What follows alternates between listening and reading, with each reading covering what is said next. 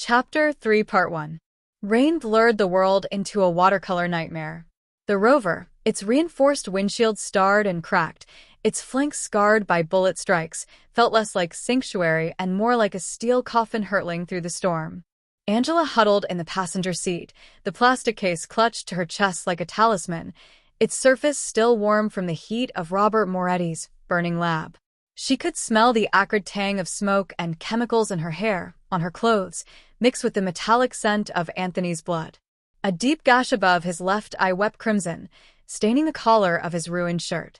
He drove with grim focus, one hand tight on the wheel, the other pressing a wad of stolen motel towels against the wound. "Where are we going?" Angela asked, her voice raw from smoke and screaming. "Nowhere," Anthony rasped, his eyes constantly scanning the rear-view mirror, the rain-lashed side roads. "Everywhere. We scatter." He tapped a command on the rover's integrated console, bypassing the regular navigation. A map appeared, showing their location as a pulsing red, deep in the Olympic wilderness. Dozens of other dots, green and anonymous, appeared scattered across the region: state parks, national forest campgrounds, remote trailheads. Ghost protocol. We bounce. Short stops. No pattern. Until... He glanced at the laptop open on the center console, connected via a secure satellite link. "Until Magpie gives the all-clear." "Magpie." "Contact," Anthony said tersely. "The best. Paranoid. Expensive. Handles the distribution." He nodded towards the plastic case. Angela understood.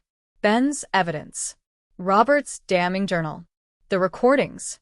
It wasn't enough to have it. They needed it seen. Heard. Eleanor's reach was vast, but the digital world had cracks even she couldn't entirely seal. If the truth went viral, became too big, too public, it might be the only shield they had. The laptop chimed softly. A chat window opened, text appearing letter by letter in a stark, monospaced font. "Magpie. Connection secured. Deep frost protocols engaged. Package received. Anthony. Confirmed. Primary plus secondary assets intact. Source location compromised. Fire. Magpie. Understood. Thermal sig noted on SAT feeds.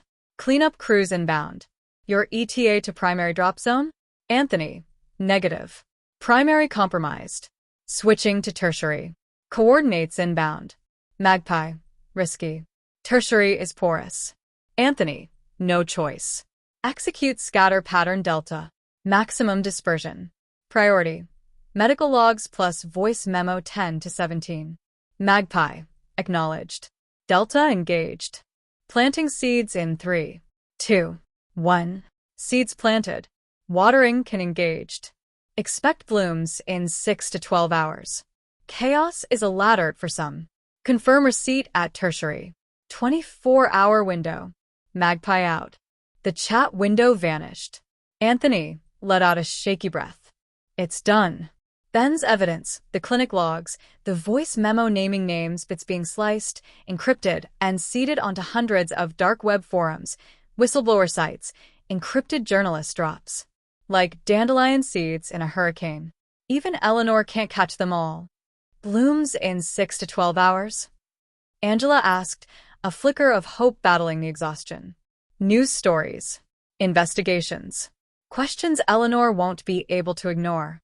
Anthony winced as he adjusted the bloody towel. But we need to be ghosts until then. And we need to get this. He tapped the plastic case to a physical dead drop. Magpie's tertiary. A place Eleanor wouldn't think to look, but where someone trustworthy can find it if the digital scatter fails. He pulled off the Forest Service road onto an even narrower track, barely visible under the downpour, leading towards a dilapidated ranger station overlooking a churning river gorge. Here. Quick stop. Need supplies. He grabbed a heavy backpack from the back seat. Stay in the car. Engine running. If you see anything, honk twice and get out of here. Head north. I'll find you. He vanished into the rain and gloom. Angela watched him go, the rover's engine a low growl in the storm. She looked down at the plastic case. Robert's journal.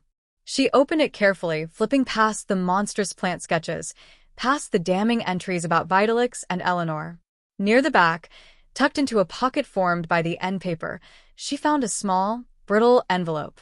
Inside were 3 pale blue pills, unmarked, and a folded slip of paper in Robert's handwriting.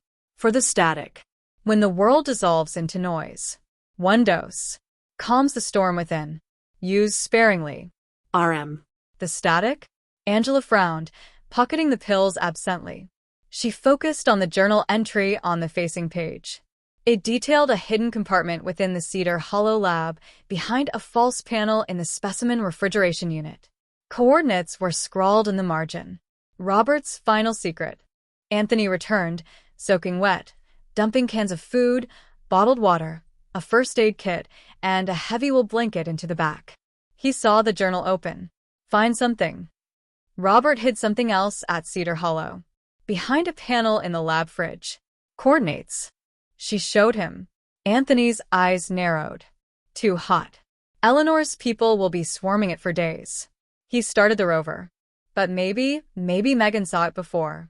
He trailed off, the image of the burning lab, Megan's scream, flashing in his eyes. The burner phone buzzed. Megan's number. Megan. Safe. Deep woods. Mom's stable. Lab was insane. Fire contained to concrete section. Cabin okay-ish. Found Grandpa's hidden room behind fridge. Jars labeled Subject 0 samples. Weird symbols. Also, Mom says vital. Tell Anthony. The static people are louder near water. Anthony stared at the message, then at Angela, a dawning horror replacing the exhaustion on his face. The static people. Robert's note mentioned static. He pulled the rover over again, grabbing the journal, finding Robert's entry about the pills. Calms the storm within. He looked at Angela, his voice low with dread. The unauthorized human trials. Subject H1. H3, they died of cardiac arrest. But Subject H2? Lena Mitchell. Mild. Transient palpitations. Discharged. Monitor. What if the cardiac toxin wasn't the only effect? What if it caused neurological damage? Hallucinations? Static people? Angela's blood ran cold. Her mother. Gentle, bookish Lena. Seeing static people? She mentioned it once, Angela whispered, remembering. After a bad headache last year. Said she saw fuzzy shapes by the harbor. We thought it was migraine aura. The implications were terrifying. Vitalix, derived from Robert's biotoxin, didn't just risk heart failure. It could unravel the mind. And Lena Mitchell, dosed years ago, was experiencing the long-term effects.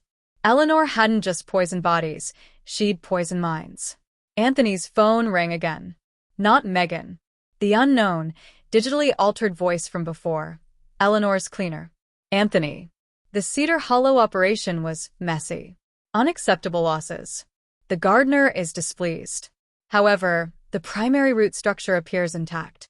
The harbor's end variable requires immediate pruning before it propagates. You have one opportunity to redeem your oversight. Deliver Angela Mitchell to the old cannery docks. Midnight. Alone. Compliance ensures the mother's continued stability. Noncompliance ensures her descent into permanent static. The choice, as always, is yours. But choose swiftly. The tide is rising. The line went dead. The silence in the rover was deafening. The rain hammered the roof.